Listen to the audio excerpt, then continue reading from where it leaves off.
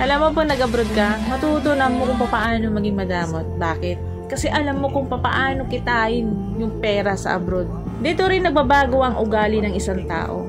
Bakit? Dahil sa mga taong nakakasalamuhan nila na hindi nila kaugali. Dahil sa mga taong nakakasalamuhan nila na iba't iba ang pag-uugali. Karamihan sa mga tao sa Pilipinas at hindi naging OFW kailanman, hinuhusgahan nila yung mga tao na naging OFW na kesyo mayaman na kesyo nasa ibang bansa na kesyo nakahawak na ng pera, na kesyo gumaan ng buhay, lumaki ng bahay mayabang na.